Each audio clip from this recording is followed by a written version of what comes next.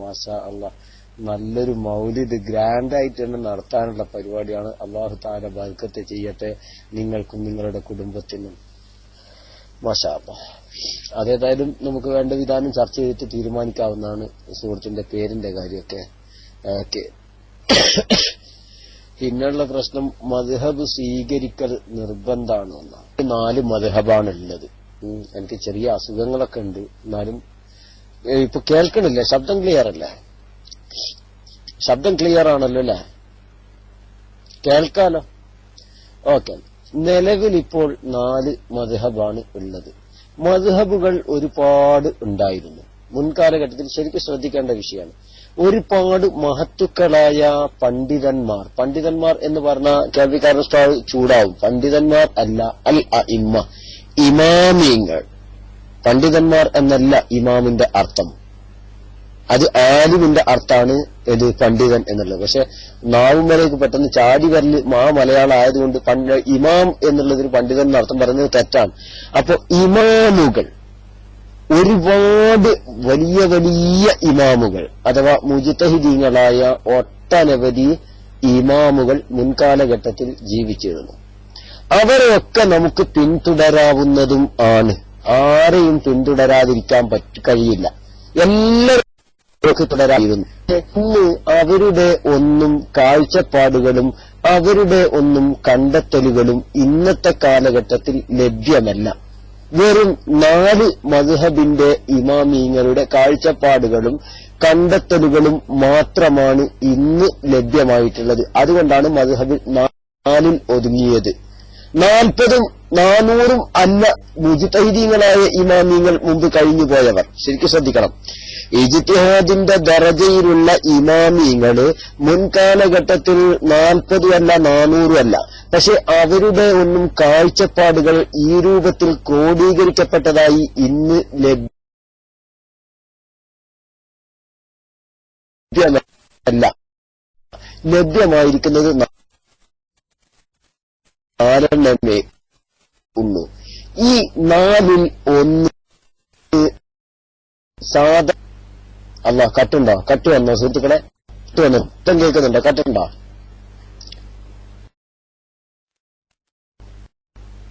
ശബ്ദം കട്ടുണ്ടോ? ഒന്ന് കേൾക്കൂ. എന്റെ ശബ്ദം കട്ടുണ്ടോന്ന് ശരിക്കും ശ്രദ്ധിക്കുക. MSM കട്ടില്ല. MSMന് കേൾക്കാമോ? ഓക്കെ, മാഷാ അല്ലാഹ്. അപ്പൊ ശരിക്കും ശ്രദ്ധിക്കുക. ഈ കാലഘട്ടത്തിൽ എന്നല്ല, ഏത് കാലഘട്ടത്തിലും സാധാരണക്കാർക്ക് മദ്ഹബ് സ്വീകരിക്കൽ നിർബന്ധമാണ്. സാധാരണക്കാർക്ക് മദ്ഹബ് സ്വീകരിക്കൽ നിർബന്ധമാണ്. അത് ഈ 4 മദ്ഹബ് സ്വീകരിക്കുക എന്ന് പറഞ്ഞ് ഇന്ന് 4 എണ്ണമേ ഉള്ളൂ. അതുകൊണ്ടാണ് ഈ 4ൽ ഒരു മദ്ഹബ് സ്വീകരിക്കൽ നിർബന്ധമാണെന്ന് പറഞ്ഞു. മദ്ഹബി എന്ന് ഇമാമുന ശാഫിഈ റഹിമഹുല്ലാ പറഞ്ഞിട്ടുണ്ടെന്ന. അത് ശരിയാണല്ലോ. എന്താ അതിന്റെ അർത്ഥം? ഹദീസ് സഹീഹായി വന്നാൽ അതാണ് എന്റെ മദ്ഹബ്. അഥവാ ഇമാം ഷാഫിഈ റളിയല്ലാഹു തആല അൻഹുവിന്റെ മദ്ഹബ് ഒരൊറ്റൊന്നും ദഈഫായ ഹദീസിന്റെ അടിസ്ഥാനത്തിൽ ഇല്ല. മനസ്സിലായില്ലേ? എല്ലാം സഹീഹായ ആ ഹദീസിന്റെ അടിസ്ഥാനത്തിൽ രേഖപ്പെടുത്തപ്പെട്ടതാണ് ഇമാമുന ശാഫിഈ റഹിമഹുല്ലാന്റെ മദ്ഹബ്. ഇദാ സഹൽ ഹദീസു ഫഹുവ മദ്ഹബി. സഹീഹായ ഹദീസിന്റെ മേലിൽ എടുക്കപ്പെട്ടതാണ് എന്റെ മദ്ഹബ്. അതാണ് ഇദാ സഹൽ ഹദീസു, ഹദീസ് സഹീഹായി വന്നാൽ ഫഹുവ മദ്ഹബി, അതാണ് എന്റെ മദ്ഹബ്. മനസ്സിലായില്ലേ? അല്ലാതെ ഇനി എനിക്കൊന്നും കിട്ടാത്തൊരു സഹിയായ ഹദീസ് സാധാരണക്കാരായ നിങ്ങൾക്ക് കിട്ടിയാൽ നിങ്ങൾ എന്റെ വാക്ക് വലിച്ചെറിഞ്ഞേക്ക്, എന്നിട്ട് സാധാരണക്കാരനായ നിങ്ങൾ ആ ഹദീസിന്റെ പിന്നാലെ പോയിക്കോളി എന്നല്ല. അതൊക്കെ വെറുതെ മുജാഹിദീങ്ങൾ വെറുതെ പറയാ. അങ്ങനെയൊന്നും അതിന് അർത്ഥമില്ല. അർത്ഥം എന്തേ ഉള്ളൂ? ഇദാ സഹൽ ഹദീസു, ഹദീസ് സഹീഹായി വന്നാൽ ഫഹുവ മദ്ഹബി, അതാണ് എന്റെ മദ്ഹബ്. ഇമാം ഷാഫിഈ തങ്ങൾ ജീവിതകാലത്ത് പറഞ്ഞതാണ്. ഒരു ഹദീസ് സഹിയായി ഇമാം ഷാഫിഈ തങ്ങൾക്ക് കിട്ടിയാൽ അതായിരിക്കും മഹാനവർകളുടെ മദ്ഹബ്. അപ്പോ മഹാനവർകളുടെ മദ്ഹബ് സ്ഥാപിക്കപ്പെട്ടത് തന്നെ സഹിയായ ഹദീസിന്റെ മേലിൽ അധിഷ്ഠിതമാണ്. ഇനി അതിന്റെ മേലിൽ ഒരു തെറ്റ് കണ്ടുപിടിക്കാനുള്ള ബാധ്യത നമുക്കില്ല. കാരണം സഹിയായ ഹദീസിന്റെ പേരിൽ എടുക്കപ്പെട്ടതാണ് മഹാനവർകളുടെ മദ്ഹബ് മുഴുവനും എന്നാണ് മഹാനവർകൾ പറഞ്ഞിട്ടുള്ളത്. MSM മനസ്സിലായിട്ടുണ്ടോ? ആ വിഷയം മനസ്സിലായോ? എന്താണ് ഇദാ സഹൽ ഹദീസു ഫഹുവ മദ്ഹബി. ഓക്കെ, മൈക്കെടുത്തോളൂ. അല്ല ഉസ്താദ്, വേറൊരു ഇബാറത്തും കൂടി ഉണ്ട്, അതിന്റെ അറബി എനിക്ക് ഓർമ്മയില്ല. ഇമാം ഷാഫി റഹ്മത്തുള്ളാഹി അലൈഹി പറഞ്ഞു, നിങ്ങൾക്ക് എന്റെ കൗലില് എന്തെങ്കിലും തെറ്റ് കണ്ടാൽ എന്റെ കൗല് വലിച്ചെറിഞ്ഞുകൊണ്ട് നിങ്ങൾ സഹീഹ് ആ ഹദീസ് സ്വീകരിക്കണമെന്ന്. നിങ്ങൾ എന്റെ കൗല് ചുമരിലേക്ക് എറിഞ്ഞുകൊണ്ട് സഹീഹായ ഹദീസ് നിങ്ങൾ സ്വീകരിക്കണം.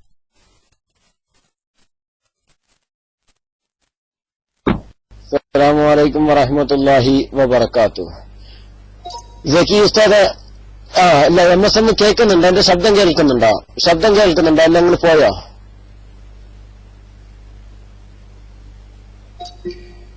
ഓക്കെ.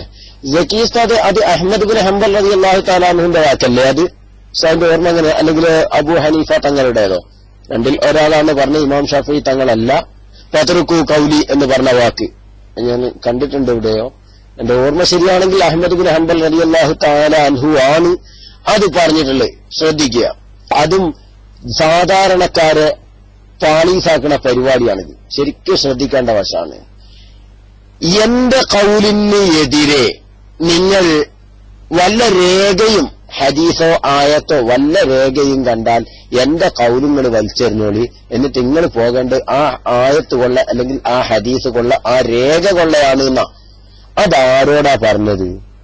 MSM നിങ്ങളോടും എന്നോടൊന്നല്ല. ആ പറയുന്ന ആരോടാ അറിയോ? വലിയ വലിയ ആ ഇജ്തിഹാദിന്റെ മാർഗത്തിലുള്ള, അഥവാ മഹാന്റെ തെറ്റ് പോലും കണ്ടുപിടിക്കാൻ പറ്റുന്ന ആ ലെവലിലുള്ള വലിയ ഇജ്തിഹാദിന്റെ മർത്തബയിലുള്ള പണ്ഡിതന്മാരോട് പറഞ്ഞതാണ്. നിങ്ങൾ എന്നെ സ്വീകരിക്കേണ്ട ആവശ്യമില്ല. അത് ഫിഖ്ഹിന്റെ നിയമമാണ്. ഒരു മുജ്തഹിദ് മറ്റൊരു മുജ്തഹിദിനെ തഖ്ലീദ് ചെയ്യേണ്ട ആവശ്യമില്ല എന്നുള്ള നിയമം. മനസ്സിലായില്ലേ? നമുക്കിപ്പോ ഒരു തെളിവും നോക്കാതെ നമ്മളിപ്പോ ഒരു ഹദീസ് കണ്ടാൽ ആ ഹദീസ് സ്വീകരിക്കുന്നതിന് പകരം മുജ്തഹിദായ ഒരു ഇമാമിന്റെ വാക്കിനായിരിക്കണം സ്വീകരിക്കേണ്ടത്. പക്ഷെ ഒരു മുജ്തഹിദായ പണ്ഡിതന്, ഒരു മുജ്തഹിദായ ഇമാമിന് ഒരിക്കലും തന്നെ മറ്റൊരു മുജ്തഹിദായ ഇമാമിനെ തഖ്ലീദ് ചെയ്യാൻ പാടില്ല. അത് പാടില്ല എന്ന നിയമം. അതാ മഹാനവറുകൾ പറഞ്ഞത്. നിങ്ങൾ കണ്ടു കഴിഞ്ഞാൽ എന്റെ കൗലിന് എതിരായ നിയമം ഖുർആനിലോ ഹദീസിലോ കണ്ടു കഴിഞ്ഞാൽ നിങ്ങൾ എന്റെ കൗല് ഒഴിവാക്കുക, നിങ്ങളെ ഖുർആനിലേക്കും ഹദീസിലേക്കും മടങ്ങുകയെന്ന് അവരോട് പറഞ്ഞതാണ്. മുജ്തഹിദീങ്ങളായ ഇമാമീങ്ങളോട് പറഞ്ഞതാണ്. അല്ലാതെ സാധാരണക്കാരായ എല്ലാവരോടും പിന്നെ ഖുർആന്റെ പരിഭാഷയും ഹദീസിന്റെ പരിഭാഷയും വെച്ചിട്ട് ഞാൻ പറഞ്ഞതിന്റെ എതിരായിട്ട് വല്ലത് നിങ്ങൾക്ക് ഹദീസിന് മനസ്സിലായാൽ നിങ്ങൾ ശ്രദ്ധിക്കേണ്ട ഒരു വശവും കൂടി ഇവിടെ ഉണ്ട്. ഇവിടെ സാധാരണക്കാരൻ എപ്പോഴും മനസ്സിലാക്കേണ്ട ഒരു വശമുണ്ട്. MSM നമുക്കിന്ന് ഒരു 1,00,000 ഹദീസ് അല്ലെങ്കിൽ ഇന്ന് മാക്സിമം പോയാൽ നമുക്കൊരു 15,000 ഹദീസ് പഠിച്ചു നിൽക്കാം. MSM 15,000 ഹദീസ് നമ്മൾ ബൈഹാർട്ടാക്കി പഠിച്ചു നിൽക്കുക. മനസ്സിലായില്ലേ? എന്റെ ശബ്ദം കേൾക്കണില്ല? 15,000 ഹദീസ് അതിന്റെ സനദ് സഹിതം മത്ന് സഹിതം അർത്ഥസഹിതം നമ്മളൊരു 15,000 ഹദീസ് പഠിച്ചു എന്ന് വിചാരിക്കുക. ഇമാം ഷാഫി റഹിമഹുല്ലാ പറഞ്ഞ ഒരു വാക്ക് നമ്മൾ എന്ത് ചെയ്യാണ്?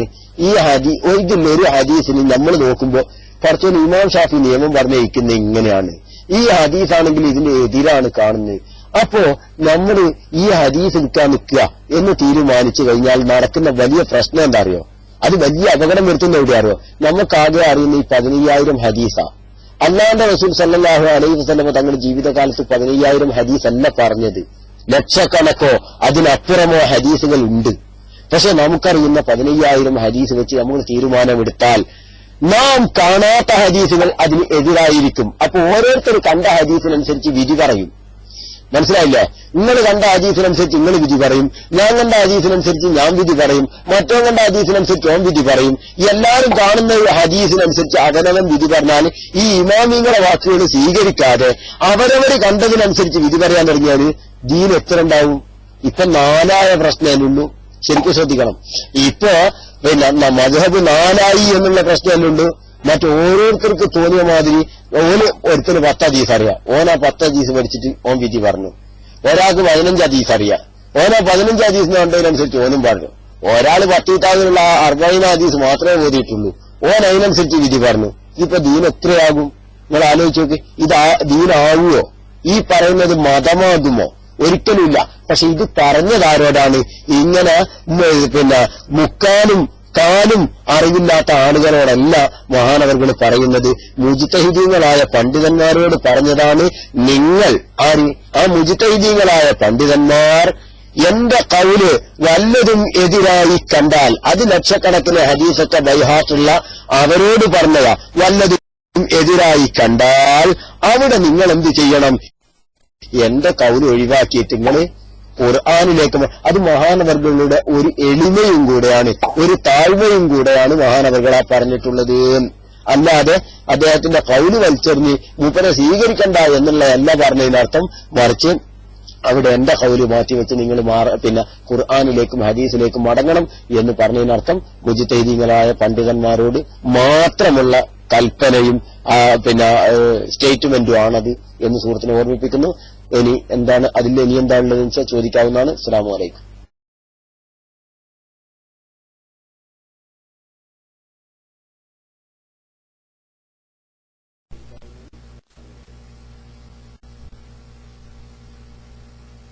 ഹലോ കേൾക്കുന്നുണ്ടോ?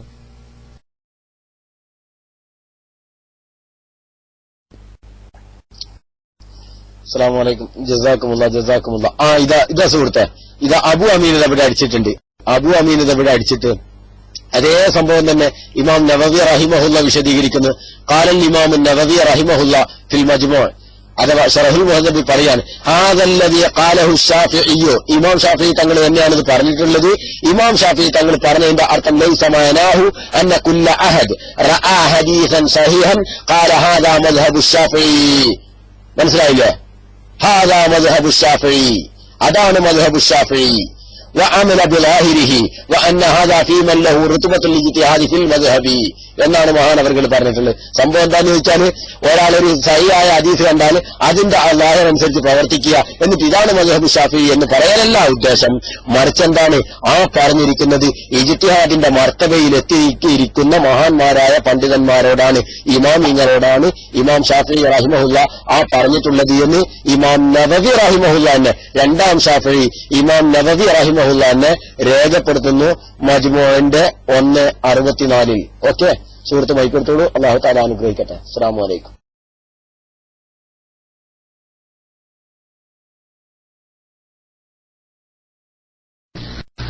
ജസാക്കല്ലാഹു ഖൈർ ഉസ്താദ്. അൽഹംദുലില്ലാഹ് ആ വിഷയം മനസ്സിലായിട്ടുണ്ട്. പക്ഷെ എനിക്ക് വേറെ സംശയം കൂടിയുണ്ട് ഈ വിഷയത്തിൽ തന്നെ. നമ്മൾ ബുഖാരി ഹദീസിൽ ഞാൻ നേരത്തെ വായിച്ചില്ല ഉസ്താദെ,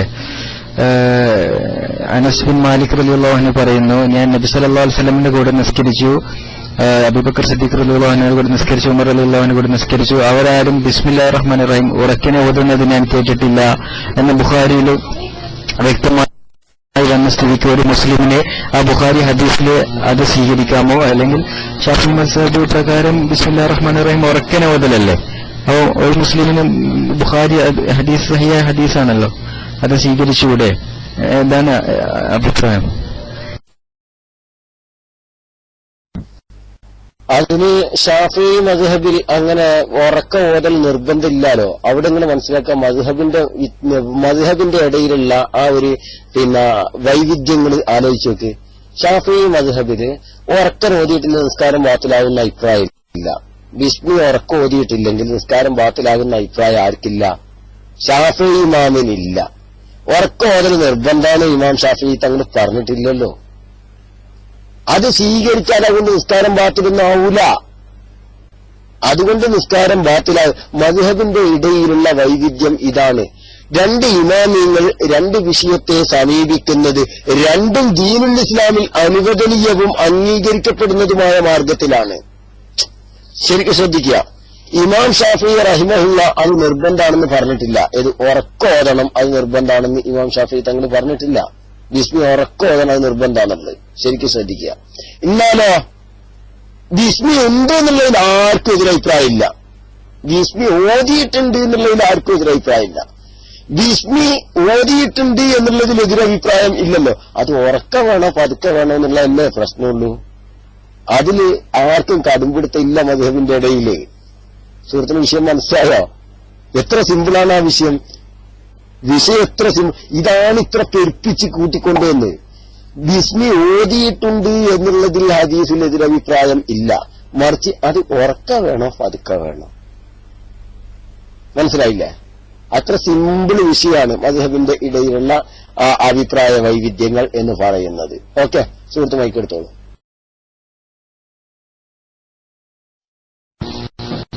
അസ്സലാമു അലൈക്കും വറഹ്മത്തുള്ളാഹി. അതായത് നമ്മൾ നബി സല്ലല്ലാഹു അലൈഹി വസല്ലം പറയില്ലേ, സല്ലു കമാ റഅയ്തുമൂനി ഉസല്ലി. അപ്പോ അനസ് ബിൻ മാലിക് റളിയല്ലാഹു അൻഹു പറയാണ്, നബി സല്ലല്ലാഹു അലൈഹി വസല്ലം ബിസ്മി ഓതുന്നത് ഞാൻ കേട്ടിട്ടില്ല. അതായത് ഉറക്കെ ഓതിയിട്ടില്ല എന്നായിരിക്കുമല്ലോ അതിന്റെ അർത്ഥം. അപ്പോ നബി സല്ലല്ലാഹു അലൈഹി വസല്ലം നിസ്കരിക്കുമ്പോൾ ഉറക്കനെ ബിസ്മില്ലാഹിർ റഹ്മാനിർ റഹീം ഓതിയിട്ടില്ല. നബി സല്ലല്ലാഹു അലൈഹി വസല്ലം പറഞ്ഞത് എന്താ, ഞാൻ നിസ്കരിച്ച പോലെ നിങ്ങൾ നിസ്കരിക്കും. ഇതിനെന്താ പറയുന്നത്?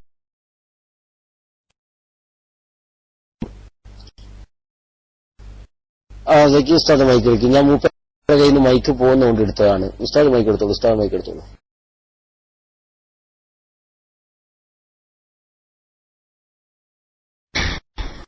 ഹലോ, അസ്സലാമു അലൈക്കും. ഉസ്താദ് പറഞ്ഞോളൂ, ഞാൻ ഫൈസാന്റെ പോയതാണ്.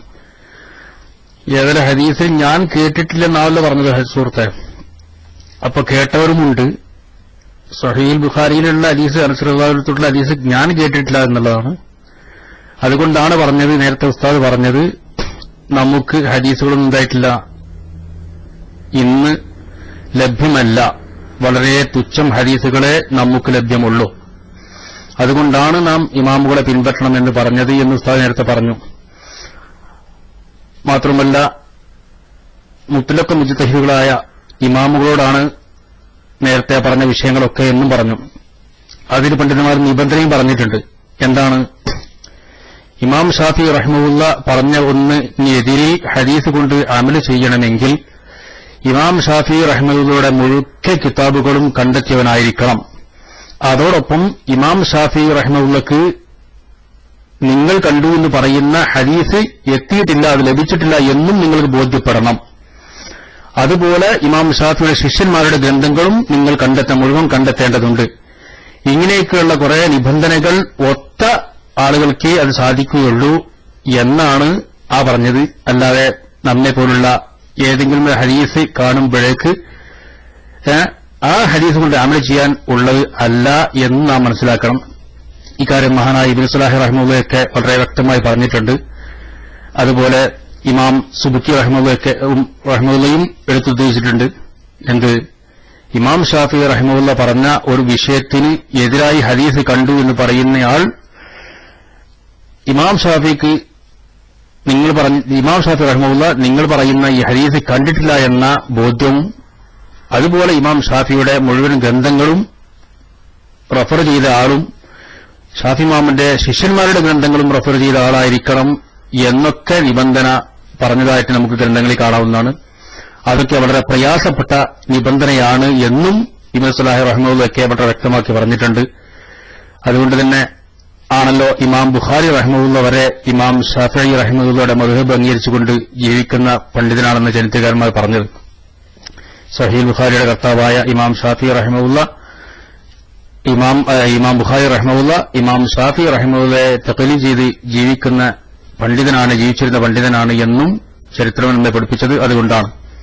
അപ്പോൾ ഇമാം ബുഖാരി റഹ്മത്തുള്ളയുടെ ഹദീസ് നാം കാണുമ്പോഴേക്ക് ആ ഹദീസ് കൊണ്ട് അമൽ ചെയ്യാൻ നമുക്ക് അർഹതയില്ല. കാരണം നമുക്ക് ഇമാം ഷാഫി റഹ്മത്തുള്ള ആ ഹദീസ് എന്തുകൊണ്ട് ഒഴിവാക്കി, അല്ലെങ്കിൽ അത് കണ്ടിട്ടില്ല എന്ന് നിങ്ങൾ അറിയണം. ഇങ്ങനെയൊക്കെ ഒരുപാട് ബുദ്ധിമുട്ടുകൾ ഉണ്ട് എന്നുകൂടി മനസ്സിലാക്കണം. വിശദമായി നമ്മുടെ പയ്യോളി ഉസ്താദ് തന്നെ അത് ചർച്ച ചെയ്യും എന്നും കൂടി അറിയിക്കുന്നു. നിങ്ങൾ പറഞ്ഞ ഹദീസിൽ തന്നെ ഞാൻ കണ്ടിട്ടില്ല എന്നാണ്, ഞാൻ കേട്ടിട്ടില്ല എന്നാണ് പറഞ്ഞതും, അതുകൊണ്ട് ഓടിയിട്ടില്ല എന്നും അർത്ഥമില്ല എന്നും മനസ്സിലാക്കണം. ഇൻഷാ അല്ലാഹ് പയ്യോളി ഉസ്താദ് തന്നെ ചർച്ച തുടരും. അല്ലാഹു ബറകത്ത് ചെയ്യുമാറാവട്ടെ. അസ്സലാമു അലൈക്കും വറഹ്മത്തുള്ളാഹി വബറകാതുഹു.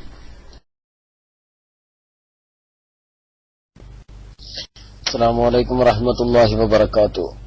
അനസ് ഇബ്നു മാലിക് റളിയല്ലാഹു തആല അൻഹുവിനെ തൊട്ട് നിവേദനം ചെയ്യുന്ന ഹദീസ്, സ്വല്ലൈതു ഖൽഫൻ നബി സ്വല്ലല്ലാഹു അലൈഹി വസല്ലമ വ അബീ ബക്കറിൻ വ ഉമറ വ ഉസ്മാന വ കാനൂ യസ്തഫ്തിഹൂന ബിൽഹംദുലില്ലാഹി റബ്ബിൽ ആലമീൻ. ഇതല്ലേ ഹദീസ്? അബൂബക്കർ സിദ്ദീഖ് റളിയല്ലാഹു തആല അൻഹുവിന്റെയും അബൂബക്കർ തങ്ങളുടെയും ഉസ്മാൻ ബിൻ അഫ്ഫാൻ റളിയല്ലാഹു അൻഹുവിന്റെയും നബി സല്ലല്ലാഹു അലൈഹി വസല്ലമ തങ്ങളുടെയും പിന്നിൽ ഞാൻ നിസ്കരിച്ചു. അവരെല്ലാം നിസ്കാരം തുടങ്ങല് അൽഹംദുലില്ലാഹി റബ്ബിൽ ആലമീൻ എന്നതുകൊണ്ടാണ്. അല്ലേ? ഇതല്ലേ ഇതിന് വന്നിരിക്കുന്ന ഏറ്റവും വാലിഹായ ഹദീസാണിപ്പത്. ശ്രദ്ധിക്കേണ്ട വശം എന്താ അറിയോ? നമ്മളവിടെ ഇഖ്ലാസ് സൂറത്തിന് കുൽഹു അല്ല തുടങ്ങണട്ടോ എന്ന് അറിയില്ലേ? ഇഖ്ലാസ് സൂറത്തിന് നമ്മളെന്താ പറയാ? കുൽഹു അല്ല തുടങ്ങണട്ടോ. കുൽഹു അല്ല കൊണ്ട് തുടങ്ങണം. എന്റെ കുല്ലാതെ റബ്ബിൽ ഫലക്കും കുല്ലാതെ റബ്ബിന്റെ സോദരം നമ്മളങ്ങനെ എന്താ പറയുക? ഇഖ്ലാസ് മാവിസത്തിൽ നിന്ന് പറഞ്ഞതിന് പകരം ഒരു വാക്കുണ്ട്. എന്ത്? കുൽഹു അല്ല കൊണ്ട് തുടങ്ങണം. ശരിക്കും ശ്രദ്ധിക്കുക. അതുപോലെ തന്നെ ലീലാഫ് ഖുറൈശി ഓതണട്ടോ. ലീലാഫ് ഖുറൈശി കൊണ്ട് തുടങ്ങിയാൽ മതിയാണ്. ഇതേപോലെ ഫാത്തിഹക്കുള്ള മറ്റൊരു പേരാണ് അൽഹംദു. സൂറത്തു അൽഹംദു. അൽഹംദു സൂറത്ത് അൽഹംദുലില്ലാഹി റബ്ബിൽ ആലമീൻ എന്ന ആ സൂറത്ത് കൊണ്ട് അഥവാ നബി സല്ലല്ലാഹു അലൈഹി വസല്ലമ തങ്ങളും അബൂബക്കർ തങ്ങളും ഉമർ തങ്ങളും ഉസ്മാൻ റളിയല്ലാഹു തആല അൻഹും ഇവരൊക്കെ നിസ്കരിക്കുമ്പോൾ ആദ്യം ഫാത്തിഹയാണ് ഓതുക. എന്നിട്ടാണ് സൂറത്ത് മറ്റുള്ള സൂറത്തുകൾ ഓതല് എന്നാണ് മഹാനവർകൾ പറഞ്ഞത്. അനസ് റളിയല്ലാഹു തആല അൻഹു പറഞ്ഞത് അതാണ്. ആദ്യം ഓതല് ഫാത്തിഹയാണ്. ആ ഫാത്തിഹക്കുള്ള പേര് പറഞ്ഞ അൽഹംദുലില്ലാഹി റബ്ബിൽ ആലമീൻ സൂറത്താണ് ഓതല്. മനസ്സിലായില്ലേ? അല്ലാതെ അൽഹംദുലില്ലാ ആ ആയത്തിനെ അല്ല ഉദ്ദേശിക്കുന്നത്. മറിച്ച് നമ്മളൊക്കെ പറയുന്നത് പോലെ ഏത് ഖുൽഹു അല്ലാഹും ഖുൽഔദു റബ്ബിൽ ഫലഖ് എന്നും ഖുൽഔദു റബ്ബിൻ നാസ് എന്നൊക്കെ നമ്മൾ സൂറത്തിന് പേര് പറയുന്നത് പോലെ സൂറത്തിന്റെ പേരായി ഉപയോഗിച്ചതാണ്. അല്ലാതെ ആയത്തിനെ അല്ല ലക്ഷ്യമിടുന്നത്. അതാണ് മഹാനവർകൾ വളരെ വ്യക്തമായി പറഞ്ഞത്. ഇവരുടെ ഒക്കെ പിന്നീട് ഞാൻ നിശ്ചയിച്ചപ്പോഴും എനിക്ക് മനസ്സിലായത് ഇവരൊക്കെ സൂറത്ത് അൽഹംദു കൊണ്ട് തുടങ്ങലാണ്. മനസ്സിലായില്ലേ? ശരിക്കും ശ്രദ്ധിക്കുക. ഇതേപോലെ തന്നെ ഒട്ടനവധി ഹദീസുകളുണ്ട്. കാരണം റസൂലുള്ളാഹി സ്വല്ലല്ലാഹു അലൈഹി വസല്ലം ഖിറാഅതഹു ബിസ്മില്ലാഹിർ റഹ്മാനിർ റഹീം അൽഹംദുലില്ലാഹി റബ്ബിൽ ആലമീൻ അർറഹ്മാനിർ റഹീം മാലികി യൗമിദ്ദീൻ. അങ്ങനെ ഖിതാഅത്ത് കഷ്ണമായിട്ടായിരുന്നു നബി സല്ലല്ലാഹു അലൈഹി വസല്ലം തങ്ങൾ ഖുർആൻ പാരായണം ചെയ്യൽ പതിവ്. കണ്ടാ? ഇതാ ഇങ്ങനെ ഒരുപാട് ഹദീസുകൾ വീണ്ടും ഉണ്ട്. സുഹൃത്ത് ഉദ്ധരിച്ചിരിക്കുന്ന ഹദീസ് കൊണ്ടുള്ള ലക്ഷ്യം എന്താണെന്ന് ചോദിച്ചാല് വിഷയം ഇത്രയേ ഉള്ളൂ. പിന്നെ ആദ്യമായിട്ട് നബിതങ്ങള് നിസ്കാരത്തിന് ഓതല് സൂറത്തുൽ ഫാത്തിഹയാണ്, അല്ലാതെ മറ്റു സൂറത്തുകളല്ല. അതിനുശേഷമാണ് മറ്റു സൂറത്തുകൾ ഓതൽ പതിവുണ്ടായിരുന്നത് എന്നാണ് ആ ഹദീസ് കൊണ്ട് ലക്ഷ്യം എന്നാണ് പണ്ഡിതന്മാര് വിശദീകരിക്കുന്നത്. എം.എസ്.എം മൈക്കെടുത്തോളൂ.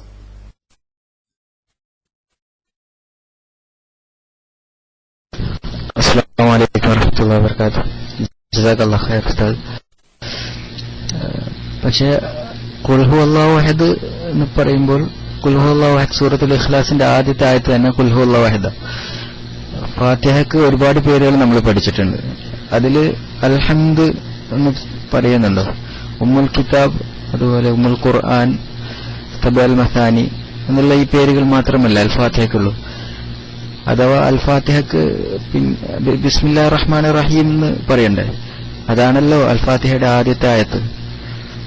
ബിസ്മില്ലാഹിർ റഹ്മാനിർ റഹീം അല്ലേ ഫാത്തിഹയുടെ ആദ്യത്തെ ആയത്ത്. അപ്പം കാന യബ്ദ ബിസ്മില്ലാഹിർ റഹ്മാനിർ റഹീം എന്ന് പറയണ്ടേ? ഞാൻ ആദ്യം പറഞ്ഞ ഹദീസ് പിന്നെ കുറച്ച് തെറ്റുപറ്റി. അനസ് ബിൻ മാലിക് റളിയല്ലാഹു അൻഹു അവിടെ പറഞ്ഞത് ഞാൻ കേട്ടു എന്നല്ല, അവർ തുടങ്ങിയിരുന്നത് അൽഹംദുലില്ലാഹി റബ്ബിൽ ആലമീൻ എന്നായിരുന്നു. ഉസ്താദ്, എന്റെ ചോദ്യം വ്യക്തമായില്ലേ?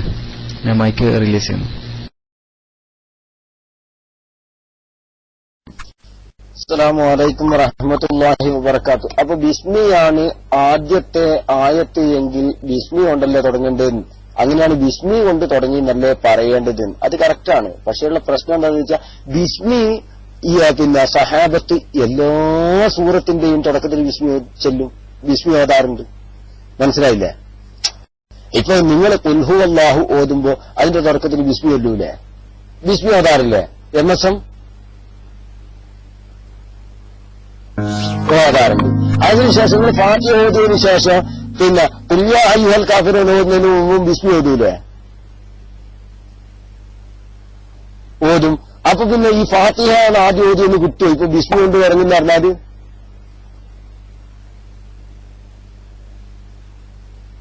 ബിസ്മി അതുകൊണ്ടാണ് അത് പറയാതിരുന്നത്. തൊട്ടടുത്ത ആയത്ത് കൊടുത്തിരിക്കുന്നത് ഇത് മാറ്റിയെടുക്കാനാണ്. അൽഹംദു കൊണ്ട് തുടങ്ങുന്നു പറഞ്ഞത് ആ ഫാത്തിഹ ആണെന്ന് ബോധ്യപ്പെടുത്താനാണ്, അല്ലെങ്കിൽ കൺഫ്യൂഷൻ ബേക്കിൽ വരാനുണ്ട്. മനസ്സിലായില്ല? ആ കൺഫ്യൂഷൻ ഒഴിവാക്കാനാണ്. ഒക്കെ MSM മനസ്സിലാകും എന്ന് പ്രതീക്ഷിക്കുന്നു. മൈക്കെടുത്തത്.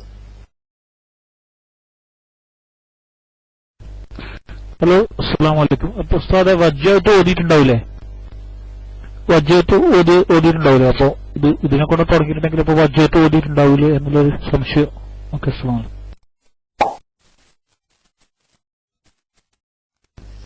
വജ്ജത്ത് ഓതി എന്നുള്ളത് ഹദീസ് വേറെയാണ്. ഇതിപ്പോ പ്രശ്നം എന്താന്ന് ചോദിച്ചാല് ഇത് ഓത്തിന്റെ വിഷയം പറയാണ്. നബി സല്ലല്ലാഹു അലൈഹി വസല്ലമ തങ്ങളുടെ ഖിറാഅത്ത്, നബി എങ്ങനെയാണ് ഖിറാഅത്ത് നിർവഹിച്ചത്, ആ മൗദൂഇലാണ് ചർച്ച. അല്ലാതെ അതിനു മുമ്പ് തക്ബീർ കെട്ടിയിട്ടില്ല, അപ്പൊ അല്ലാഹു അക്ബർ പറഞ്ഞിട്ടില്ലേ, അതിന്റെ മുമ്പ് നിയ്യത്തിന്റെ ലഫ്ലുകൾ ഉരുവിട്ടിരുന്നോ, അതൊക്കെ മറ്റൊരു വശമാണ്. അതൊക്കെ മറ്റൊരു മൗദൂഇലുള്ള ചർച്ചയാണ്. ഇതിപ്പോ സഹാബികൾ ചർച്ച ചെയ്യുന്നത് നബി സല്ലല്ലാഹു അലൈഹി വസല്ലമ തങ്ങൾ നിസ്കാരത്തിൽ നബിയുടെ ഓത്ത് ഖിറാഅത്ത് എങ്ങനെ എന്ന വിഷയത്തെക്കുറിച്ചുള്ള സഹാബിമാരുടെ ചർച്ചയാണ് നമ്മൾ ഇപ്പോൾ എടുത്തിട്ടുള്ളത്. അല്ലാതെ വജ്ഹത്തുവിന് മറ്റ് പിന്നെ ഹദീസുകളുണ്ട്. അതുപോലെ തന്നെ തക്ബീറത്തുൽ ഇഹ്റാമിനും മറ്റ് ഹദീസുകളുണ്ട്. ആ ഹദീസുകളിൽ നിന്നൊക്കെ വ്യക്തമാകുന്ന കാര്യമാണ് അതൊക്കെ. ഈ ചർച്ച ഇപ്പോൾ ഉള്ളത് ഈ പണ്ഡിതന്മാരും അനസ് ബിൻ മാലിക് തങ്ങളും ഒക്കെ ചർച്ച ചെയ്തിരിക്കുന്നത് എവിടെയാണെന്ന് ചോദിച്ചാൽ റസൂലുള്ളാഹി സ്വല്ലല്ലാഹു അലൈഹി വസല്ലം തങ്ങളുടെ നിസ്കാരത്തിലെ ഖിറാഅത്താണ്. മനസ്സിലായില്ലേ? ആ ഖിറാഅത്ത് ഖുർആൻ പാരായണം എങ്ങനെ എന്നുള്ള വിഷയത്തിലാണ്. അപ്പോ MSM അത് നിങ്ങൾക്ക് മനസ്സിലായോ?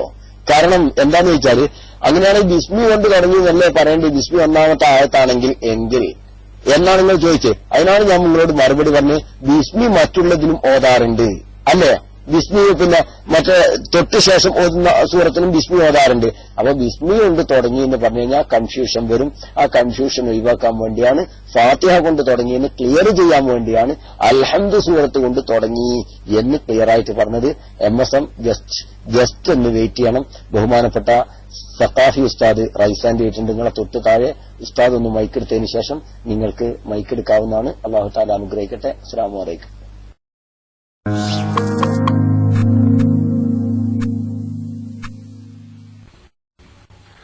അസ്സലാമു അലൈക്കും വറഹ്മത്തുള്ളാഹി വബറകാതുഹു. ഉസ്താദ് പറഞ്ഞതുപോലെ തന്നെ ഈ ബിസ്മിയുടെ കാര്യത്തിൽ വന്ന ഹദീസുകൾ, ഒരുപാട് ഹദീസുകൾ വന്നിട്ടുണ്ട്. അൽഹംദുലില്ലാഹി റബ്ബിൽ ആലമീൻ എന്നുകൊണ്ട് ഉദ്ദേശിച്ചത് ഫാത്തിഹ കൊണ്ട് തുടങ്ങി എന്നുള്ള അർത്ഥത്തിലാണ്. പിന്നെ ബിസ്മി ചെല്ലണം എന്നുള്ളതിന് ഇമാം ശാഫിഈ റഹ്മഹുല്ലാഹു തആലക്ക് ഒരുപാട് തെളിവുകൾ ഉണ്ട്. അതിൽ ഒന്ന് ഞാനിവിടെ വായിക്കാം. ഇബ്നു ഖുസൈമയും നസായിയും ഒക്കെ റിപ്പോർട്ട് ചെയ്തിട്ടുള്ള ഒരു ഹദീസ്, സഹീഹായ ഹദീസാണ്. അത് സ്വല്ലൈതു വറാഅ അബീ ഹുറൈറ റളിയല്ലാഹു അൻഹു, ഞാൻ അബീ ഹുറൈറ റളിയല്ലാഹു അൻഹുവിന്റെ പിന്നിൽ നിസ്കരിച്ചു. ഫഖറഅ ബിസ്മില്ലാഹിർ റഹ്മാനിർ റഹീം, അബൂ ഹുറൈറ ബിസ്മില്ലാഹിർ റഹ്മാനിർ റഹീം എന്ന് ഓതി. സുമ്മ ഖറഅ ബിഉമ്മിൽ ഖുർആൻ, എന്നിട്ട് ഫാത്തിഹ ഓതി. അങ്ങനെ അതായത് ഫാത്തിഹയുടെ ഭാഗമായിട്ട് ഓതി. പിന്നെ ഹത്താ ഇദാ ബലഗ വലദ്ദാല്ലീൻ എന്ന് എത്തിയപ്പം ആമീൻ പറഞ്ഞു. എന്നിട്ട് പറഞ്ഞു അവസാനം, അതൊക്കെ കഴിഞ്ഞിട്ട് അവസാനം പറയുന്നു വല്ലദീ നഫ്സി ബിയദി, എന്റെ ആത്മാവ് ആരുടെ കരങ്ങളിലാണോ എന്ന് വെച്ചാൽ അള്ളാഹുവിനെ സത്യം ചെയ്തുകൊണ്ട് പറഞ്ഞു innī ലഅശ്ബഹുക്കും സ്വലാത്തൻ ബി റസൂലില്ലാഹി സ്വല്ലല്ലാഹു അലൈഹി വസല്ലം, അള്ളാഹുവിന്റെ റസൂലിന്റെ സ്വല്ലല്ലാഹു അലൈഹി വസല്ലം തങ്ങളുടെ നിസ്കാരത്തിനോട് ഏറ്റവും സാദൃശ്യമായിട്ടുള്ള നിലക്കാണ് ഞാൻ നിസ്കരിച്ചിട്ടുള്ളത്. അപ്പം അബൂ ഹുറൈറ റളിയല്ലാഹു അൻഹു നിസ്കരിച്ചപ്പോൾ ഫാത്തിഹ ഓതിയതായിട്ട് കേട്ടതിന് ശേഷമാണ് ഇങ്ങനെ ഉണ്ടായത്. പിന്നെ അബൂ ഹുറൈറ റളിയല്ലാഹു അൻഹുവിന്റെ തന്നെ മറ്റൊരു ഉപദേശവുമുണ്ട്, നിർദ്ദേശവുമുണ്ട്. അതായത് ഖാല റസൂലുള്ളാഹി സ്വല്ലല്ലാഹു അലൈഹി വസല്ലം ഇദാ ഖറഅതുമുൽ ഫാത്തിഹത ഫഖറഉ ബിസ്മില്ലാഹിർ റഹ്മാനിർ റഹീം, ഫാത്തിഹ ഓതുകയാണെങ്കിൽ അവിടെ ബിസ്മിയും ഓതണം, അതിൽ ഒരു ആയത്താണ് എന്ന് പറഞ്ഞിട്ടുള്ള ദാറഖ്തനിയുടെ ഇതുകൊണ്ട്. പിന്നെ അതുകൊണ്ട് തന്നെ ഈ ഹദീസ് അനുസരിച്ച്, ഈ റിവായത്ത് അനുസരിച്ചിട്ട് റസൂലുള്ളാഹി സ്വല്ലല്ലാഹു അലൈഹി വസല്ലം തങ്ങൾ ചെയ്തത് അതിൽ ഇങ്ങനെയാണെന്ന് അബൂ ഹുറൈറ റളിയല്ലാഹു അൻഹു അസ്ബഹു, ഏറ്റവും റസൂലുള്ളാഹി സ്വല്ലല്ലാഹു അലൈഹി വസല്ലം തങ്ങളുടെ നിസ്കാരത്തിനോട് ഏറ്റവും സാദൃശ്യമായിട്ടുള്ള നിസ്കാരം ഇങ്ങനെയാണെന്ന് അബൂ ഹുറൈറ റളിയല്ലാഹു അൻഹു സർട്ടിഫൈ ചെയ്തിട്ടുണ്ട്. അബൂ ഹുറൈറ റളിയല്ലാഹു അൻഹുവിന് ഹദീസിന്റെ വിഷയത്തിലുള്ള റിപ്പോർട്ട് ചെയ്യുന്നതിനുള്ള സ്ഥാനം നമുക്കൊക്കെ അറിയുന്നതുമാണ്. ഇബ്നു ഖുസൈമയും നസായിയും ഒക്കെ റിപ്പോർട്ട് ചെയ്തിട്ടുള്ള സഹീഹായ ഹദീസുമാണ്. അപ്പോ അതുകൊണ്ട് തന്നെയാണ് ഇങ്ങനെ ഉണ്ട് എന്നും ഇല്ല എന്നും റിപ്പോർട്ട് വരുന്ന അവസ്ഥ ആണ് സുന്നത്ത് ആണ് എന്ന് പറയാനുള്ള കാരണം. അതായത് ഉറക്കച്ചെല്ലൽ പിന്നെ സുന്നത്താകാനുള്ള കാരണം അതാണ്. ഇനി അതല്ല എപ്പോഴും ചെല്ലലുണ്ട് എന്ന് പറയുമ്പോൾ പിന്നെന്താവും, ഉറക്കച്ചെല്ലൽ വാജിബായിട്ട് ഫർദായിട്ട് വരും. അപ്പം ഇമാം ഷാഫിഈ റഹ്മത്തുള്ളാഹി സുന്നത്താണെന്ന് പറയുന്നതിന് കാരണം തന്നെ ഇങ്ങനെ ചെല്ലാത്ത അവസരങ്ങളും ഉണ്ടായിട്ടുണ്ട്. റസൂലുള്ളാഹി സ്വല്ലല്ലാഹു അലൈഹി വസല്ലം ബിസ്മി ചെല്ലാതെ നിസ്കരിച്ചിട്ടുമുണ്ട്. ബിസ്മി അല്ലാതല്ല, ഉറക്കെ ചെല്ലാതെ നിസ്കരിച്ചിട്ടുണ്ട്, പതുക്കെ ചെല്ലിയിട്ടില്ല. അതുകൊണ്ടാണ് പതുക്കെ ചെല്ലലും മതിയാവും എന്നുള്ള മദ്ഹബിന്റെ ഒരു അഭിപ്രായമെന്ന് തോന്നുന്നു. അല്ലാഹു അഅലം. പിന്നെ മറ്റൊന്ന് പറയാനുള്ളത് MSM കണ്ണൂരിൽ നിന്നാണെന്ന് തോന്നുന്നു. ഞാനും തലശ്ശേരിക്കാരനാണ്, കണ്ണൂർക്കാരനാണ്. അപ്പൊ ഇൻഷാ അല്ലാഹ് PM ഇങ്ങോട്ട് തന്നു കഴിഞ്ഞാൽ കൂടുതൽ വിഷയത്തിലൊക്കെ ഇൻഷാ അല്ലാഹ് നമുക്ക് വ്യക്തമായിട്ട് തന്നെ സംസാരിക്കാം. അൽഹംദുലില്ലാഹ് ഇതിൽ ഒരുപാട് ഈ സുന്നി ഗ്ലോബിൽ നിന്ന് ഞാനും പഠിക്കാണ്, നിങ്ങളും പഠിക്കാണ്, എല്ലാവരും പഠിക്കണം. മഹാന്മാരായ പണ്ഡിതന്മാരെ ഇതിലുണ്ട്. അല്ലാഹു എല്ലാം അനുഗ്രഹിക്കട്ടെ ഇൻഷാ അല്ലാഹ്. അസ്സലാമു അലൈക്കും.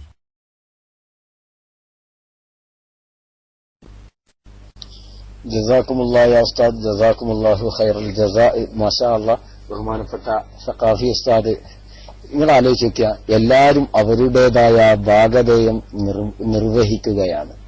ബഹുമാനപ്പെട്ട ഉസ്താദ് താഴെ നിന്ന് ഈ വിഷയത്തിൽ പാർട്ടിസിപ്പേറ്റ് ചെയ്തു. മാഷാ അല്ലാഹ്. അല്ലാഹു സുബ്ഹാനഹു വ തആല അർഹമായ പ്രതിഫലം നൽകി അനുഗ്രഹിക്കുമാറാവട്ടെ. അപ്പൊ ശരിക്കും ശ്രദ്ധിക്കുക സുഹൃത്തെ, മഹാനായ ഇമാമുന ശാഫിഈ റഹിമഹുല്ല വ്യക്തമായൊരു ധാരണ വെറുതെ പറഞ്ഞതല്ല ഈ വിഷയത്തിൽ. മഹാന്റെ കയ്യിൽ ഒട്ടനവധി ഹദീസുകൾ നിലവിലുണ്ട്. ഇദാ സഹൽ ഹദീസു ഫഹുവ മദ്ഹബി എന്നല്ലേ. സഹീഹായ ഡസൻ കണക്കിന് ഹദീസ് ബിസ്മി ചൊല്ലിക്കൊണ്ട് നബി സല്ലല്ലാഹു അലൈഹി വസല്ലമ തങ്ങളും സഹാബത്തുൽ കിറാമും താബിഈങ്ങളും നിസ്കരിച്ചു എന്നുള്ളതിന് ഡസൻ കണക്കിന് രേഖ മഹാനവകളുടെ കയ്യിലുണ്ട്. അതുകൊണ്ടായിരുന്നു മഹാനവകൾ ബിസ്മിയുടെ കാര്യത്തിൽ അങ്ങനെ ഒരു നിലപാടെടുത്തിട്ടുള്ളത് എന്ന് സുഹൃത്തിനെ ഓർമ്മപ്പെടുത്തുകയാണ്. അതിനാണ് ഉസ്താദ് പിന്നെ ഹദീസൊക്കെ ഉദ്ധരിച്ച് വ്യക്തമായിട്ട് പറഞ്ഞിരിക്കുന്നത്. ഇനിയും ഡസൻ എത്രയോ ഹദീസുകൾ ആ വിഷയത്തിൽ ഉദ്ധരിക്കാൻ കഴിയും. അല്ലാഹു തആല അനുഗ്രഹിക്കട്ടെ. MSM മൈക്കെടുത്തു.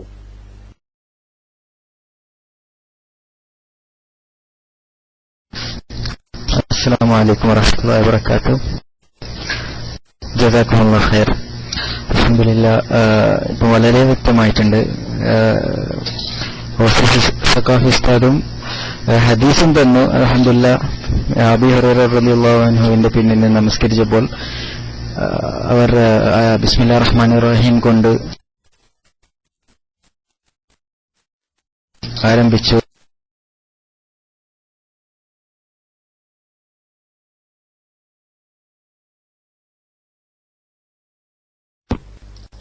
പ്രിയപ്പെട്ട സുഹൃത്ത്, MSMന് വല്ലാതെ കട്ട് വരുന്നുണ്ട്. MSM ശബ്ദം കേൾക്കുന്നുണ്ടോ? വല്ലാതെ കട്ട് വരുന്നുണ്ട്. ഒരുപാട് കട്ട് വരുന്നുണ്ട്. MSM കേൾക്കുന്നുണ്ടോ? ഓ മാഷാ അല്ലാഹ്. എന്തായാലും സുഹൃത്തിന് ആ വിഷയം മനസ്സിലായി എന്ന് പറഞ്ഞതിൽ വളരെ സന്തോഷം തന്നെ. ഏതായാലും ഇനി ഹദീസുകളുടെ ആവശ്യം ഉണ്ടെന്ന് തോന്നുന്നില്ല. കാരണം ബഹുമാനപ്പെട്ട ഉസ്താദ് അവർക്ക് ഹദീസും തന്നിട്ടുണ്ട്. ഇനിയും വേണമെങ്കിൽ ആവശ്യമാകുന്ന സമയത്ത് ബന്ധപ്പെട്ടാൽ ഇനിയും ഞാൻ പറഞ്ഞല്ലോ ഈ വിഷയത്തിൽ തന്നെ ഒട്ടനവധി ഹദീസുകൾ നമുക്ക് നൽകാൻ കഴിയുന്നതാണ്. കാരണം അത്രയും ഹദീസിന്റെ ഒരു പരമ്പര തന്നെയുണ്ട് ഈ ബിസ്മിയുടെ വിഷയത്തിൽ വന്നിരിക്കുന്നത്. ബിസ്മിയുടെ വിഷയത്തിൽ വന്നിരിക്കുന്ന ഹദീസിന്റെ പരമ്പരകൾ തന്നെ കാണാം. ഏതായാലും വേണ്ടി വരുന്ന സമയത്ത് നമുക്ക് അതൊക്കെ എടുത്ത് ഉദ്ധരിച്ച് കൊടുക്കാവുന്നതാണ്. ഇപ്പോൾ ഉസ്താദ് അവർകൾ പറഞ്ഞ ഹദീസ് തന്നെ വളരെ ധാരാളമാണെന്നാണ് MSMന് തന്നെ അഭിപ്രായപ്പെട്ടിരിക്കുന്നത്. മാഷാ അല്ലാഹ്, നിങ്ങൾ തന്നെ ഒന്നും കൂടെ മേക്കെടുത്തോളൂ.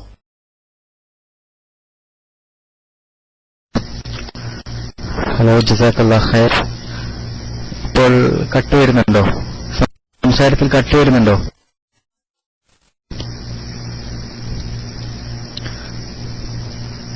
സഖാഫി ഉസ്താദ് പറഞ്ഞു തന്ന ഹദീസും അൽഹംദുലില്ലാഹ് അതിലൂടെ വലിയൊരു തെളിവ് തന്നെയാണ്. ആദ്യം ഞാൻ ബിസ്മില്ലാഹിർ റഹ്മാനിർ റഹീം ഉറക്കനെ ഓതൽ ബിദ്അത്താണ് എന്ന് പിന്നെ ബോധ്യപ്പെടുത്താൻ വേണ്ടിയായിരുന്നു ഈ ഹദീസുകളൊക്കെ ഞാൻ പഠിച്ച് വെച്ചിട്ടുള്ളത്. നബി സല്ലല്ലാഹു അലൈഹി വസല്ലം ഫാത്തിഹ അൽഹംദു കൊണ്ട് അൽഹംദുലില്ലാഹി റബ്ബിൽ ആലമീൻ എന്ന് കൊണ്ട് സംസ്കാരം തുടങ്ങും എന്ന ഈ ഹദീസ് ശരിക്കും ദുർവ്യാഖ്യാനം ചെയ്തതാണ് എന്നെനിക്കിപ്പോൾ വളരെ വ്യക്തമായി മനസ്സിലായി. തീർച്ചയായും എന്തുകൊണ്ട് വേറെ ഹദീസും ഇവിടെ സഖാഫി ഉസ്താദ് തന്നു. അൽഹംദുലില്ലാഹ് സുമ്മ അൽഹംദുലില്ലാഹ്. ഞാൻ ഇതുപോലെ തന്നെ ഈ മുജാഹിദ് പ്രസ്ഥാനം എന്ന് വെച്ചാൽ ഈ ദുർവ്യാഖ്യാനം കൊണ്ട് മാത്രമാണ് ഈ മുന്നോട്ട് പോകുന്നതെന്ന് ഇപ്പോൾ വളരെ വ്യക്തമായി മനസ്സിലാകുന്നു. ഇവിടെയുള്ള കുറെ സുഹൃത്തുക്കൾ എന്നോട് ചോദിച്ചു, നിങ്ങൾ മുജാഹിദ് തന്നെയാണോ, പിന്നെ നിങ്ങൾ പിന്നെ എന്താണ് ആദ്യം തന്നെ സുന്നിയല്ലേ, അങ്ങനെയൊക്കെ പറഞ്ഞിട്ട്. ഏതായാലും ഞാൻ എങ്ങനെയാവുന്നു, ഞാൻ ആരായി, അതൊന്നും നിങ്ങൾ നോക്കാതെ എനിക്ക് നിങ്ങളോട് തുറന്നു പറയേണ്ടത്, നിങ്ങൾ കിതാബിലേക്ക് വരൂ. നിങ്ങൾ മൗലവിമാരോട് നേരിട്ട് ചോദിക്കാതെ നിങ്ങൾ സുന്നികളായ ഉസ്താദുകളോട് ആവശ്യം ചോദിക്കണം. നിങ്ങൾ മുന്നോട്ട് വന്നാൽ നിങ്ങൾക്ക് അതിന്റെ സത്യാവസ്ഥ മനസ്സിലാവും. എവിടെയാണ് ദുർവ്യാഖ്യാനം ചെയ്തത്, എവിടെയാണ് ഇമാം ഷാഫി അവരെ കട്ടത് എന്ന് നിങ്ങൾക്ക് മനസ്സിലാവും. ഞാൻ ആരായി, ഞാൻ എന്തായി, അതല്ല നിങ്ങൾ നോക്കേണ്ടത്. നിങ്ങൾ എന്നെ നോക്കാൻ. നിങ്ങൾക്ക് പിന്നെ അതുപോലെ ആളുകൾ വന്നിനോ ആളുകൾ പിന്നെ എങ്ങോട്ട് പോകുന്നതല്ല, കിതാബിലേക്ക് വരൂ. കിതാബ് അവരെവിടെ ദുർവ്യാഖ്യാനം ചെയ്തു എന്ന് നിങ്ങൾക്ക് മനസ്സിലാകണമെങ്കിൽ നിങ്ങൾ ഉസ്താദുമാർ, സുന്നി ഉസ്താദുമാരോട് ചോദിക്കുമ്പോഴേ നിങ്ങൾക്കത് മനസ്സിലാവും. തീർച്ചയായും അവർ പിന്നെ എനിക്കിപ്പോൾ തന്നെ ഒരുപാട് സത്യങ്ങൾ മനസ്സിലായി, അൽഹംദുലില്ലാ. അതുപോലെ മഞ്ചാടി ഉസ്താദിന് എനിക്ക് ഒരുപാട് കാര്യങ്ങൾ ഞാൻ ഇൻഷാ അല്ലാഹ് ഇനി മുതൽ പിന്നെ ഇവിടെ കുറെ ആൾ എന്നോട് പറഞ്ഞ സ്ഥിതിക്ക് ഞാൻ MS എന്നുള്ള പേര് മാറ്റാൻ പോവാണ്. വേറൊരു കാര്യം കൂടി എനിക്ക് പിന്നെ പറയാനുള്ളത്, അതായത് ഇവര് നമ്മള് നബി സല്ലല്ലാഹു അലൈഹി വസല്ലം മാത്രമല്ല ഇവര് പിന്നെ ആദരിക്കാത്തത്, പരിശുദ്ധ ഖുർആനിനെ ഇവർ ബഹുമാനിക്കുന്നില്ല എന്ന സത്യം എനിക്ക് മനസ്സിലായി. എന്നാന്ന് വെച്ചാൽ ആദ്യം ഞാൻ പറഞ്ഞിരുന്നത്, അതായത് ഖുർആൻ തൊടാൻ വേണ്ടിയിട്ട് ഒളു വേണ്ട, ജനാബത്തുള്ളവർക്ക് ഖുർആൻ തൊടുന്നതിന് പ്രശ്നമില്ല, അതുപോലെ ഹൈദു നിഫാസുള്ള സ്ത്രീകൾക്ക് ഖുർആൻ സ്പർശിക്കുന്നതിന് പ്രശ്നമില്ല. അപ്പൊ ഈ കാര്യങ്ങളൊക്കെ ഞാൻ പിന്നെ ആദ്യം പഠിച്ചു വെച്ചപ്പോ സൂറത്തുൽ വാഖിയയിൽ ആയത്തില്ലേ, ലാ യമസ്സുഹു ഇല്ലൽ മുത്തഹ്ഹറൂൻ, അതിനെക്കുറിച്ച് എന്താ പറയാനുള്ളതെന്ന് പിന്നെ അങ്ങനെ ഒരു ആയത്തുണ്ടല്ലോ മൗലവി എന്നാ ചോദിക്കുമ്പോൾ അവർ പറയല്, അത് മനസ്സ് ശുദ്ധിയില്ലാത്തവർ സ്പർശിക്കാൻ പാടില്ല എന്നാണ് ആ ആയത്തിന്റെ അർത്ഥം. മനസ്സ് ശുദ്ധിയില്ലാത്തവർ ഖുർആൻ സ്പർശിക്കാൻ പാടില്ല എന്നാണ്. ഇങ്ങനൊക്കെ പറഞ്ഞ സ്ഥിതിക്ക് കുറച്ച് പിന്നെ അതിനെക്കുറിച്ച് ഞാൻ പിന്നെ കൂടുതലായിട്ട് അന്വേഷിച്ചപ്പോൾ അവർ ഒരു 4 മദ്ഹബിലോ ഈ അഭിപ്രായമില്ല. 4 മദ്ഹബ് പ്രകാരം പറയുന്നത് ഖുർആൻ തൊടുമ്പോൾ ശുദ്ധി വേണം. ഒരു ജനാബത്തുള്ള ആൾക്കോ ഒരു ഹൈദു നിഫാസുള്ള സ്ത്രീക്ക് ഖുർആൻ തൊടാൻ പറ്റൂല. മറിച്ച് ഇവരെന്താ പറയുന്നത്, ഇവരാർക്കും ഖുർആൻ തൊടാന്നാ പറയുന്നത്. അത് തന്നെ നിങ്ങൾ ആലോചിക്കുക, നിങ്ങൾ ഖുർആൻ മാത്രമല്ല ഇവർ പിന്നെ നമ്മുടെ നബി സല്ലല്ലാഹു അലൈഹി വസല്ലം മാത്രമല്ല ഇവര് ബഹുമാനിക്കാത്തത്, ഖുർആൻ ഇവര് ബഹുമാനില്ല. ആർക്കും എങ്ങനെ എപ്പോഴും ഇഷ്ടം ഖുർആൻ തൊടാനാണ്. പക്ഷെ അതിന്റെ മഹാനായ ഇമാം മാലിക് ബിൻ അനസ് റളിയല്ലാഹു അൻഹു തന്റെ മുവത്ത മാലിക്കില് ഈ ആയത്ത് തന്നെ ലാ യമസ്സുഹു ഇല്ലൽ മുത്തഹ്ഹറൂൻ എന്നുള്ള ആയത്ത് തന്നെ വ്യാഖ്യാനിച്ചിട്ട് പറയുന്നുണ്ട്. എന്ത്, വുളു ഇല്ലാത്തവൻ ഖുർആൻ തൊടരുത് എന്ന അധ്യായത്തിൽ മസ്സുൽ ഖുർആൻ ബിൽ വുളു എന്ന ഈ അധ്യായത്തിൽ തന്നെ ഇമാം മാലിക്കിന്റെ മുവത്തയിൽ പറയുന്നുണ്ട്, നിങ്ങൾ വുളു ഇല്ലാതെ ഖുർആൻ തൊടാൻ പാടില്ല. അപ്പം തന്നെ എനിക്ക് മനസ്സിലായി, മഹാന്മാരുടെ ഇമാമിങ്ങളുടെ മാർഗമേ അല്ലേ മുജാഹിദ് പ്രസ്ഥാനം. മറിച്ച് രണ്ട് സുഹൃത്തുക്കളെ, നിങ്ങൾ പിന്നെ ഈ വഹാബിസത്തിലേക്ക് ഈ മുജാഹിദിലേക്ക് പെട്ടുപോയ ആൾക്കാരെ നിങ്ങൾ സത്യം മനസ്സിലാക്കി ഇമാമിങ്ങളുടെ മാർഗത്തിൽ വാ. ഇമാം മാലിക് റഹ്മത്തുള്ളാഹി അലൈഹി പഠിപ്പിച്ചത് ഇസ്ലാമിലേക്ക് വാ. നിങ്ങൾ ഖുർആൻ ആദരിക്കണം, ഖുർആനെ ബഹുമാനിക്കണം.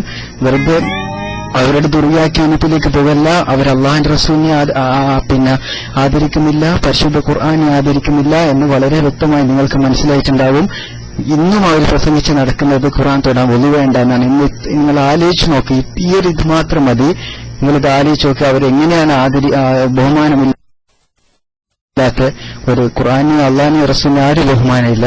വളരെ വ്യക്തമാക്കുന്നു. അസ്സലാമു അലൈക്കും വറഹ്മത്തുള്ളാഹി വബറകാതുഹു.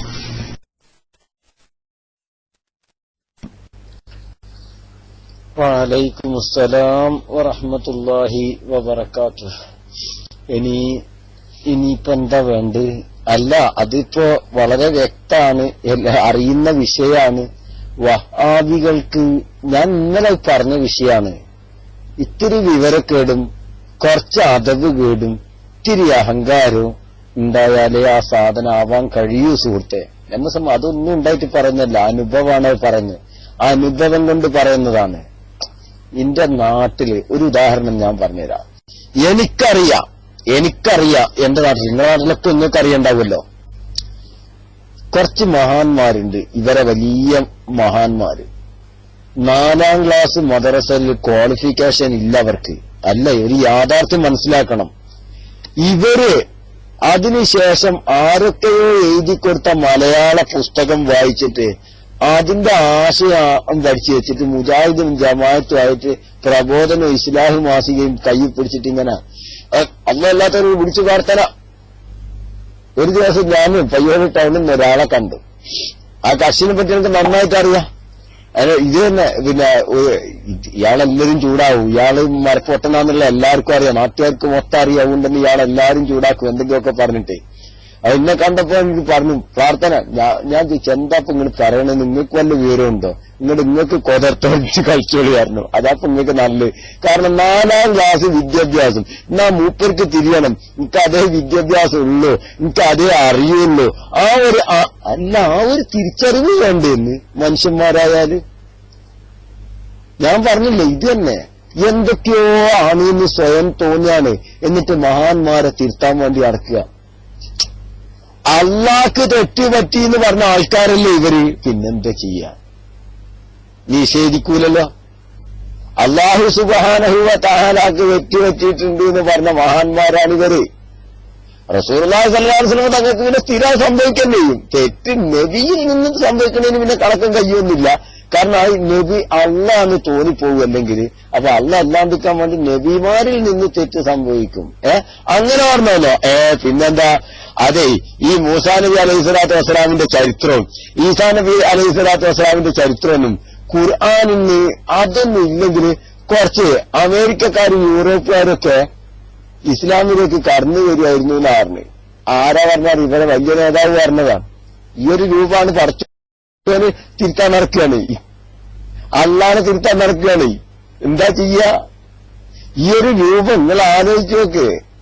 അല്ലാഹു സുബ്ഹാനഹു വ തആല ചെയ്തതിനാ അവിടെ എന്ത് ചെയ്യാം? അതിന് റിമാർക്ക് ഇടുക.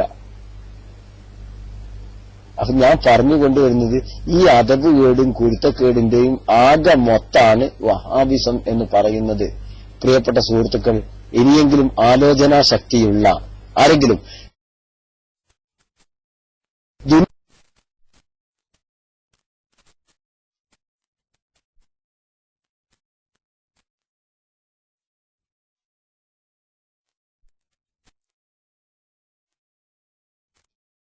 ദുന്യാവിന് വേണ്ടി നിങ്ങൾ ആലോചിച്ച് നോക്ക്. ദുന്യാവിന് വേണ്ടി നിങ്ങൾക്ക് ചിലപ്പോ എന്തെങ്കിലുമൊക്കെ കിട്ടിയെന്ന് വരും. ഇപ്പൊ അബ്ദുൽ ഖാദർ മറ്റേ ആ സഅലവിയ ഉണ്ടല്ലോ, സഅലവിയത്തിന്റെ പേര് അത് മറന്നല്ല, നിങ്ങൾക്ക് പേര് കിട്ടൂല അല്ലോ. ഏതായാലും ആ മൗലവിമാർക്കൊക്കെ കിട്ടുന്നത് പോലെ ദുന്യാവിന് വല്ലതും അതന്നെ ജക്കരിയ സലാഹി എന്നാ ഈ വിചാരിച്ച മാതിരി വ്യക്തികളെ പേര് കിട്ടാൻ വലിയ വിഷമ. അപ്പൊ ജക്കരിയ സലാഹിക്കും ബാലുശ്ശേരി മൗലവിക്കും മറ്റേ കരിമ്പുലി മൗലവി ജിഹാദായി തന്നെ കാണണം. കാരണം മറ്റുള്ളവർക്ക് ഇത് നമ്മളിൽ നിന്ന് എത്തിച്ചു കൊടുക്കാൻ നമുക്കിത് കഴിയണം. ഇൻഷാ അല്ലാഹ് ഉസ്താദ് പയ്യൽ ഉസ്താദ് വന്നോളൂ, മൈക്കിലേക്ക് വന്നോളൂ. ജസ്റ്റ് ഞാൻ അത്ഭുതപ്പെട്ടു പോയി. പണ്ട് MSM കണ്ണൂരൊക്കെ വരുന്ന ആ ഊക്കോടെ വന്ന ഇത്, കാരണം അത് സത്യമാണെന്ന് വിചാരിച്ചിട്ടാണ്. ആ ഊക്കിന്നില്ലാതായ തന്നെ കാരണം അത് സത്യത്തെ മനസ്സിലായി. അപ്പൊ അതൊന്നല്ല എന്നുള്ള മനസ്സിലാക്കലും കൂടി അവർ ഖുർആനെ കുറിച്ചിട്ടും റസൂലുള്ളാഹിനെ കുറിച്ചിട്ടും മാത്രമല്ല, ഒരു സ്വന്തം മാതാപിതാക്കളെ പോലും ബഹുമാനിക്കാൻ അവർക്ക് കഴിയുന്നില്ല. കാരണം ഞാൻ തന്നെ എന്റെ സുഹൃത്തോട് ചോദിച്ചു, അപ്പോ ഈ നേർച്ചയൊക്കെ കഴിച്ചിട്ട് മരിച്ചുപോയ നിങ്ങളെ വാപ്പ അല്ലെങ്കിൽ നിങ്ങളെ ഉപ്പാപ്പമാര് എന്തായിരിക്കും? അത് മുനാഫിക്കായി അല്ലെങ്കിൽ അത് കാഫിറായി മുശ്രിക്കായി ചത്തുപോയി എന്ന് പറയാൻ മാത്രം ഇവരുടെ അദബ് അല്ലെങ്കിൽ ഒരു റഹ്മ എന്ന് പറഞ്ഞ സാധനം തന്നെ അവരുടെ മനസ്സിൽ നിന്ന് എടുത്തു കളയാം. ഓക്കെ, അസ്സലാമു അലൈക്കും.